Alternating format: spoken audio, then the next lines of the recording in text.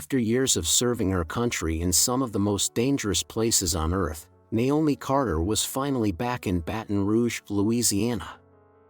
The late afternoon sun cast long golden streaks across the cracked sidewalks, and the warm, humid air carried the familiar scent of fried catfish from Miss Laverne's restaurant down the block.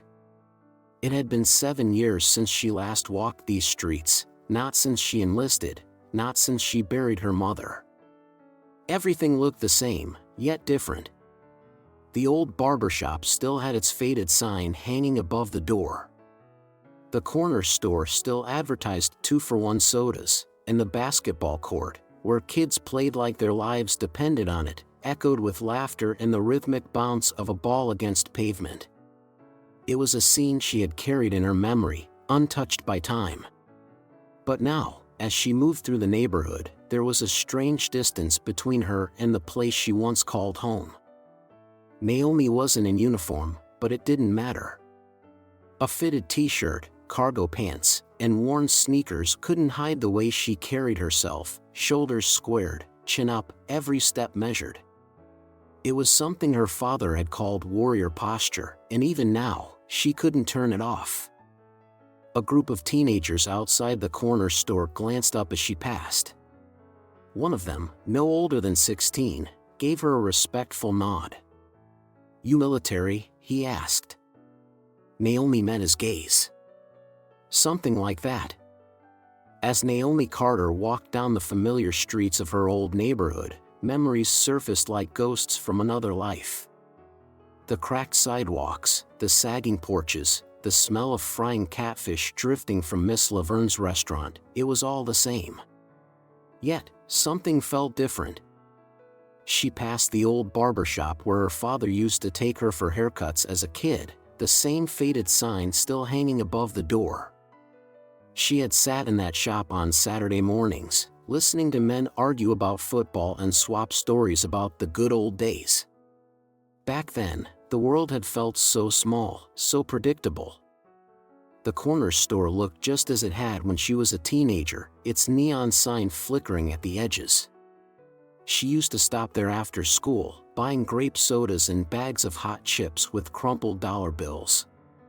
The owner, Mr. Jansen, had always given her an extra piece of candy, telling her to stay out of trouble. Now, she was back, walking those same streets, but she didn't feel like she belonged anymore. 7 years in the military had changed her. She had seen war, had carried the weight of leadership, had walked through places most people couldn't imagine. The neighborhood had stayed the same, but she had not. The voices, the laughter, the rhythms of life here, they still felt familiar. But Naomi couldn't shake the feeling that she was a visitor, not a returning daughter. Naomi Carter had just been walking, minding her own business, when she noticed the patrol car creeping alongside her. The slow, deliberate pace was out of place in a neighborhood where cops usually sped through without a second glance. She kept moving, pretending not to notice, but she already knew how this would go. The window rolled down. "Excuse me, miss." She stopped, turning just enough to see the officer behind the wheel. Mid-40s, crew cut, thick arms resting on the doorframe, his name tag read Sergeant Daniel Mercer. His mirrored sunglasses hid his eyes, but Naomi could feel them scanning her, deciding whether she belonged. "Mind telling me what you're doing around here?" he asked, his voice carrying the kind of authority that wasn't really a question. Naomi met his gaze without flinching. "Just walking." Mercer's smirk faded slightly. "Where to?" She tilted her head. "Didn't realize I needed an itinerary to walk down my own street." That was the moment she saw it, the small twitch in his jaw, the subtle shift in his stance. He hadn't expected pushback. And he didn't like it. Sergeant Daniel Mercer let the silence stretch for a moment before exhaling sharply.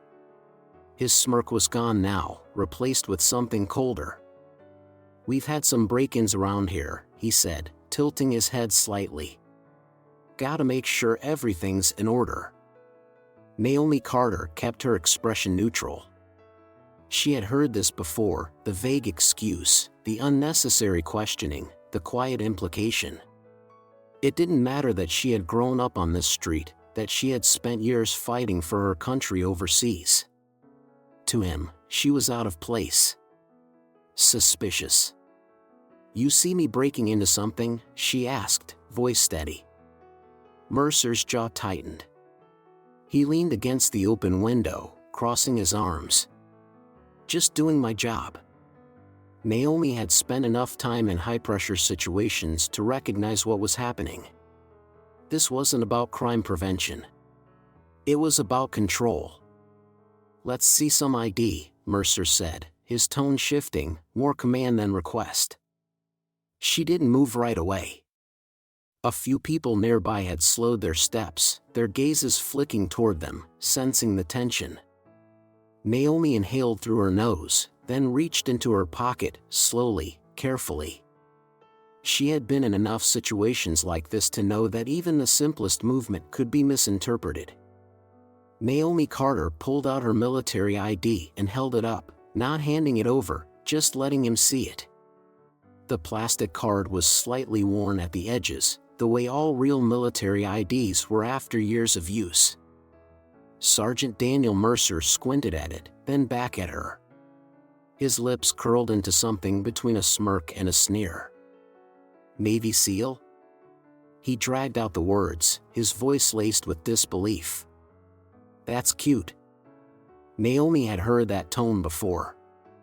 The kind that questioned, that dismissed, that assumed she couldn't possibly be who she said she was. She had spent years proving herself in rooms filled with men just like him, men who thought a woman, especially one like her, didn't belong. "You sure this isn't fake?" Mercer asked, flipping the card between his fingers like a cheap playing card. Naomi exhaled through her nose, keeping her expression calm. She knew what he wanted. A reaction. Frustration. Maybe even anger. Anything he could use against her. "You can run it through your system," she said, voice steady. "You'll find out soon enough." But Mercer wasn't interested in verification. He had already made up his mind. "You expect me to believe you've been out there fighting for this country?" His smirk deepened, daring her to challenge him. Sergeant Daniel Mercer was losing control of the moment, and he knew it. His authority, so effortless in most situations, was slipping through his fingers like sand. Naomi Carter wasn't intimidated, wasn't backing down, and worst of all, she wasn't giving him the compliance he expected. His fingers flexed around her military ID before shoving it into his pocket. He squared his stance, rolling his shoulders back, his hand drifting toward his belt. The tension in the air thickened. "Turn around," he ordered, his voice edged with frustration. "Hands behind your back." Naomi didn't move. She had been in war zones, led teams through enemy fire, and faced down men far more dangerous than Mercer. This wasn't intimidation, this was desperation. "For what?" she asked, her tone calm, steady. Mercer's jaw clenched. He was too deep now, too committed to backing her into submission. For resisting a lawful order, he snapped, reaching for his cuffs. A murmur rippled through the crowd. A phone was raised, its camera lens reflecting the fading afternoon light. The dynamic had shifted, and Mercer realized it too late. But instead of backing down, he doubled down. His pride wouldn't let him do anything else. Naomi saw his next move before he even made it. Naomi Carter could feel the moment shifting, the weight of it pressing down like a storm about to break. Sergeant Daniel Mercer wasn't just trying to enforce authority anymore, he was trying to regain control, to prove something. To her, to the crowd, maybe even to himself. She had seen this before. She had been trained to recognize the warning signs, the tensing of his jaw, the way his fingers hovered too close to his cuffs, the tightening of his stance. He was about to make a mistake, and if she wasn't careful, he'd try to make it hers. Naomi's pulse remained steady. She had 3 options. She could let him cuff her, allow herself to be treated like a criminal in front of the entire neighborhood. Not an option. She could resist, force a confrontation that could turn violent fast. Even worse. Or she could outmaneuver him, de-escalate without submitting, hold her ground without giving him a reason to escalate. She chose the third. She exhaled slowly, loosening the tension in her shoulders just enough to show she wasn't a threat, but not enough to appear weak. Strength wasn't always about force. Sometimes, it was about knowing exactly when to hold still, when to move, and when to let the other person realize they were already losing. Sergeant Daniel Mercer made his move, fast, aggressive, fueled by frustration. His hand shot toward Naomi Carter's wrist, fingers tightening before she even had time to respond. At least, that's what he thought. But Naomi had spent years in combat zones. She had trained for high-pressure moments like this, where hesitation meant failure. Where control wasn't about who hit first, but who moved best. Before Mercer's grip could fully form, Naomi shifted, not a strike, not an attack, just a calculated, precise adjustment.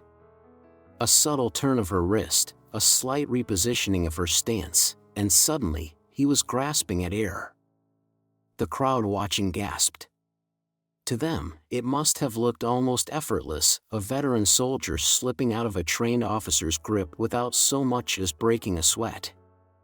Mercer stumbled forward, his balance momentarily off. His face flushed red, not from pain, but from humiliation. Naomi didn't gloat. She didn't move aggressively. She simply stood there, calm and unshaken, while Mercer tried to process what had just happened. She had done nothing wrong. She had attacked no one. But in front of the cameras, in front of the growing crowd, in front of Mercer himself, she had already won. At first, it was just a few people, passers-by who slowed their steps, curious about the growing tension between Sergeant Daniel Mercer and Naomi Carter. But then, curiosity turned into concern. The energy in the air shifted, heavy and charged, like a summer storm rolling in. A woman near the corner store pulled out her phone, her fingers steady as she started recording. A man across the street folded his arms, watching closely. Near the food truck, a young couple had stopped eating, their eyes locked on the scene unfolding before them. More phones went up. More witnesses. People had seen these kinds of encounters before, too many times. They knew how quickly things could turn. But this time, something was different. Naomi wasn't backing down. She wasn't afraid. And that made Mercer uneasy. Someone in the crowd muttered, "This some bull," but stopped short, realizing their voice might carry. Another shook their head, whispering, "She ain't even doing nothing." The tension tightened like a coiled spring. Everyone was waiting to see what would happen next. And Mercer knew it. He wasn't just dealing with Naomi anymore, he was on display, his actions recorded, his choices now part of a story bigger than just him. Sergeant Daniel Mercer lunged, reaching for Naomi Carter with the confidence of a man who had never been outmaneuvered. But he made one crucial mistake, he underestimated her. Naomi didn't fight back. She didn't have to. With a single, fluid motion, she shifted her weight, pivoting just enough to redirect his momentum. It wasn't flashy. It wasn't even forceful. But it was precise, so precise that Mercer's own movement betrayed him. His balance wavered. His feet stumbled just slightly. And in front of the crowd, in front of the recording phones, it looked like he was the one who had lost control. A murmur ran through the bystanders. Someone let out a low whistle. "Damn," a voice muttered. Mercer's face burned red. He had reached for power, and instead, he had grabbed at nothing. And now, with dozens of eyes on him, he was the one who looked weak. The crowd had been watching in silence, tension thick in the air. But when Sergeant Daniel Mercer stumbled, when Naomi Carter slipped effortlessly out of his grasp, the silence broke. A voice called out, "She didn't even do anything." Another followed, sharper this time, "This is some bull." Near the corner store, an older man shook his head. "That ain't right." The young woman recording stepped closer, her phone angled high. "Uncooperative? You're the only one getting loud, officer." A murmur rippled through the bystanders, frustration turning into something stronger, a collective pushback. Mercer's ears burned red, his breath coming quicker. He could feel the shift. The crowd wasn't just watching anymore. They were judging, challenging. And the more they spoke, the more they recorded, the clearer it became, this was no longer just his moment to control. The low hum of a second patrol car cut through the rising tension. As it rolled to a stop, the crowd turned, eyes shifting toward the new arrival. Sergeant William Burke stepped out, his expression unreadable, but his posture said everything. He had been on the force long enough to recognize when a situation had already spiraled out of control. His sharp blue eyes flicked between Naomi Carter, calm, steady, unshaken, and Sergeant Daniel Mercer, red-faced, breathing hard, his authority unraveling in front of a growing audience.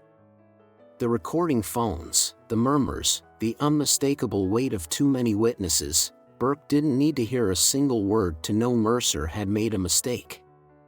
His gaze landed on the military ID still clutched in Mercer's fist. His jaw tightened. "Officer Mercer," Burke said, voice firm, steady. "Explain." Mercer hesitated. And in that hesitation, Burke already had his answer. Sergeant William Burke took the military ID from Mercer's clenched fist, his eyes scanning the name and rank. And then, his entire demeanor shifted. His jaw tensed. His grip on the card tightened. "Lieutenant Naomi Carter, United States Navy SEAL." Burke inhaled slowly, realization sinking in.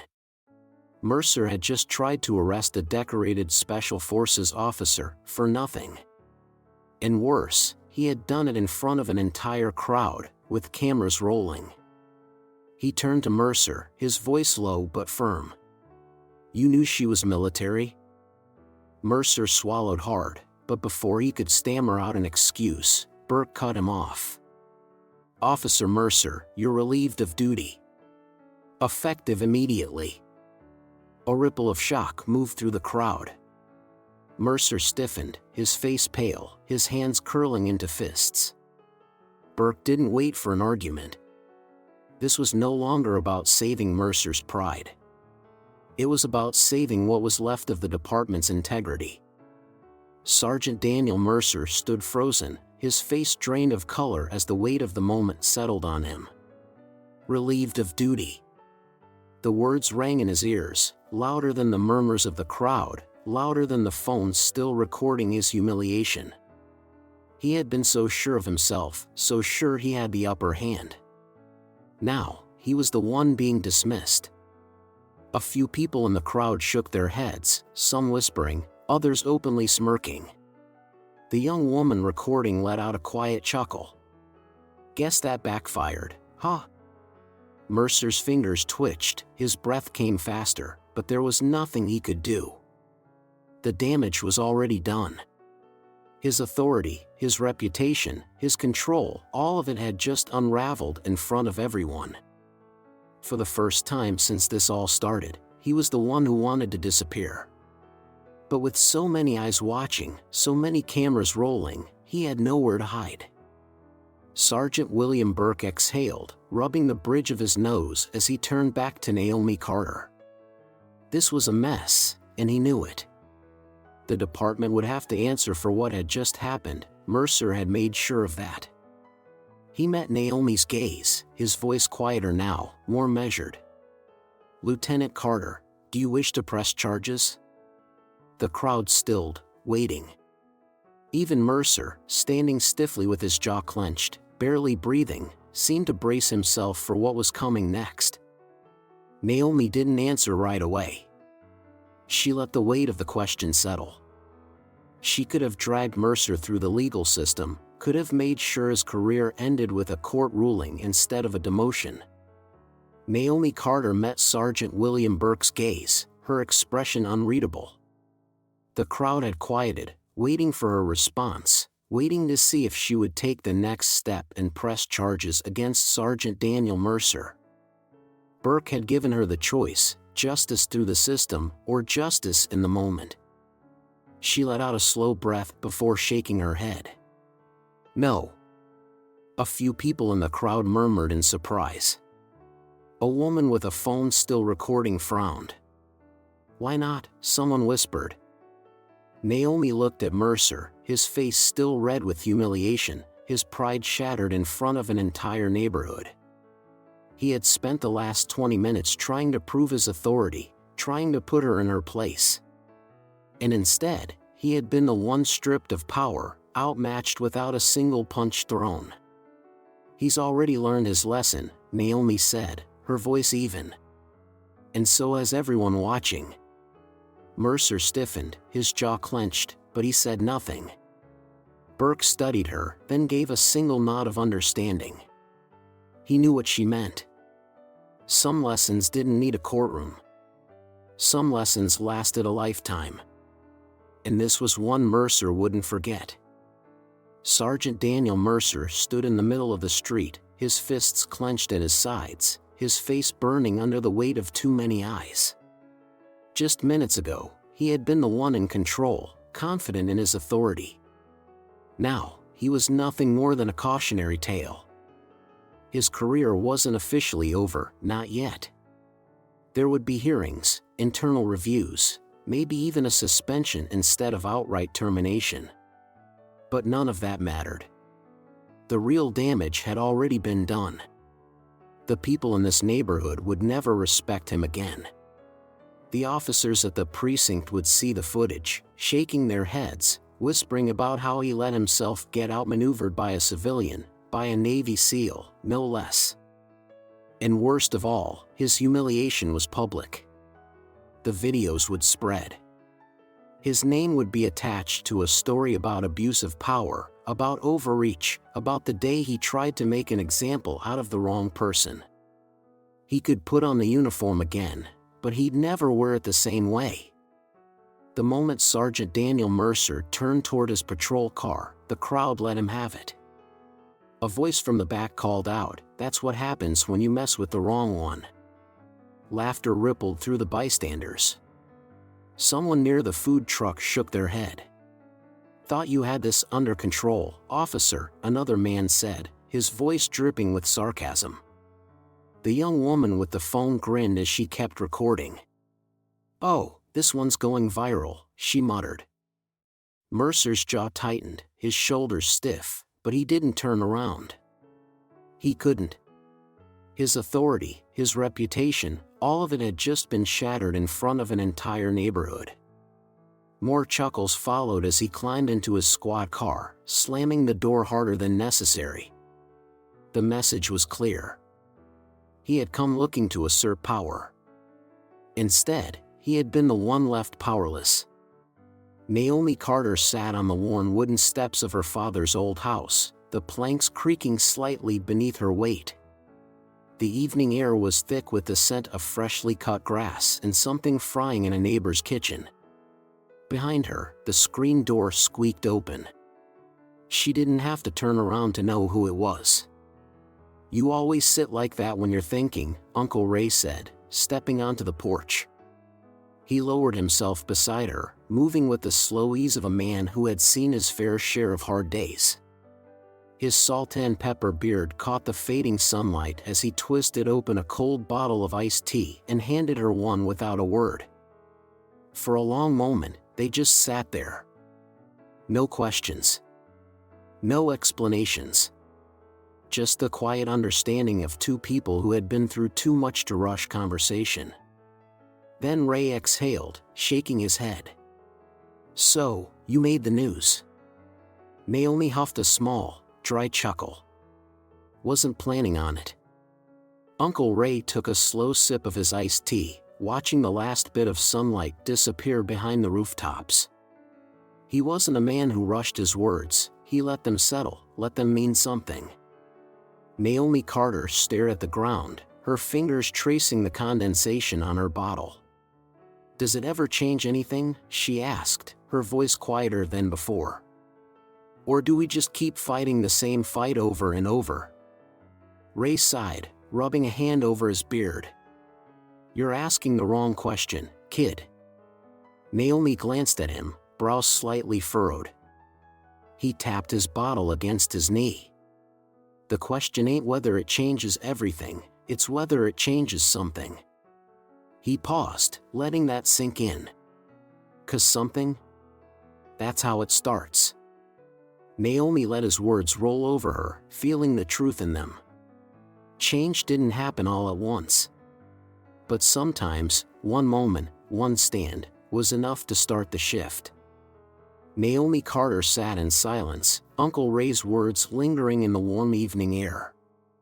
Change wasn't instant. It wasn't easy. And it sure as hell wasn't guaranteed. She had spent years fighting battles overseas, but this was a different kind of war. One that didn't end with a mission completed or a flag raised. One that had been fought for generations and would keep being fought long after she was gone. She exhaled, rolling the iced tea bottle between her palms. It would be easy to feel tired. To feel like it was all pointless. But quitting had never been in her nature.